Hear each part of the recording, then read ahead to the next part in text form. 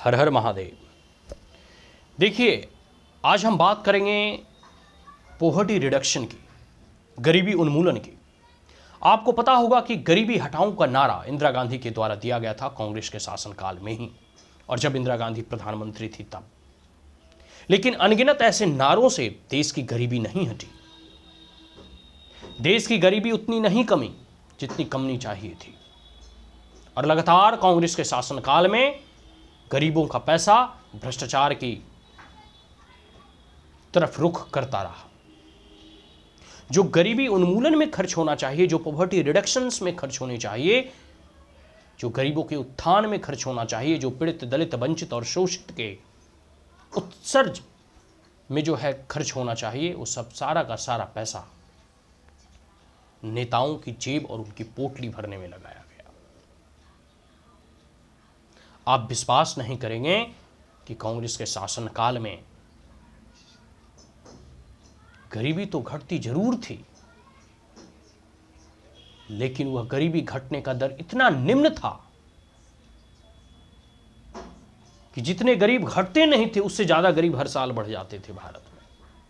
क्योंकि जो पैसा गरीबों को दिया जाता था फंड के नाम पर, वेलफेयर स्कीम के नाम पर, आपको बिलीव नहीं होगा, इस देश के प्रधानमंत्री का यह वक्तव्य है कि एक पैसा अगर केंद्र के द्वारा भेजा जाता है तो वह गरीबों को मात्र 25 पैसा मिलता है। मतलब 75 पैसा सरकारी अफसर, भ्रष्टाचारी तंत्र या फिर वहां की नेता और मंत्री की जेब में, भ्रष्ट चरित्र वाले नेताओं की जेब भरने में चला जाता था। ये एक प्रधानमंत्री का वक्तव्य है जी। लेकिन अभी जब भारत कैशलेस इकोनॉमी की तरफ बढ़ रहा है, जब इस नरेंद्र युग के भारत की जब बात कर रहे हैं, तो ये पैसा अब डायरेक्ट डीबीटी के माध्यम से, डायरेक्ट बेनिफिट ट्रांसफर के माध्यम से, अगर 100 पैसा भी केंद्र सरकार के द्वारा भेजा जाता है तो वो सीधे लाभार्थियों के खाते में जाता है। चाहे गैस का जो है सब्सिडी प्रोवाइड कराना हो, अनगिनत ऐसे सब्सिडी जो है भारत सरकार के द्वारा दिया जाता है। सीधे बैंक में किसान सम्मान निधि योजना देना हो, सीधे बैंक में किसी भी प्रकार का फंड, रियायत, कंसेशन या फिर वेलफेयर स्कीम्स के जो फंड होते हैं वो डायरेक्टली डीबीटी के माध्यम से सीधे लाभार्थियों के खाते में ट्रांसफर किया जाता है। और गरीबी हटाओ का नारा भले ही उन्होंने दे दिया, लेकिन सही मायनों में इंदिरा गांधी की सरकार या कांग्रेस की सरकार ने गरीबी को तो नहीं हटा पाया, हाँ गरीबों को हटाते रहे। जब प्रधानमंत्री नरेंद्र मोदी 2014 में सरकार में आए थे तो उस वक्त देश में 26% की गरीबी थी। मतलब भारत का हर 100 में से 26 आदमी गरीबी रेखा, बिलो पॉवर्टी लाइन के नीचे था। और वर्तमान 2024 में यह गरीबी घटकर मात्र 5% रह गई है।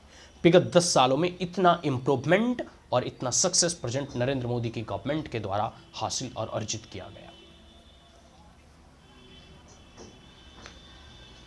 आप कल्पना नहीं कर सकते हैं जितनी रफ्तार से प्रधानमंत्री नरेंद्र मोदी काम करते हैं, जितनी ईमानदारी पूर्वक यह काम करते हैं, जितना जो है फेसलेस इकोनॉमी की तरफ बढ़ रहे हैं, और जिस प्रकार से कैशलेस इकोनॉमी की तरफ बढ़ रहे हैं, जिस प्रकार से सिंगल विंडो सिस्टम का जो है कह सकते हो कि लॉन्च किया, जिस प्रकार से इन्होंने जो है कह सकते हो ना कि डीबीटी का एक योजना चलाया, जिस प्रकार से आधार लिंकेजेस के प्रोग्राम्स चलाए, ऐसे तमाम फेक राशन कार्ड वगैरह हो या जो भी जाली सारी चीज़ें थी, जलसाजी, वो सभी चीज़ें समाप्त हो गई।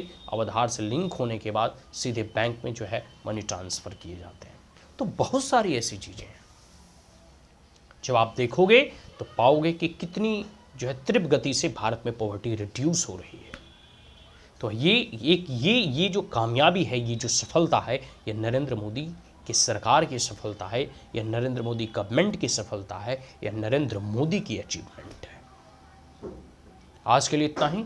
हम ऐसा भारत की कल्पना करते हैं जिनमें कोई भी गरीब ना हो। जय हिंद, हर हर महादेव।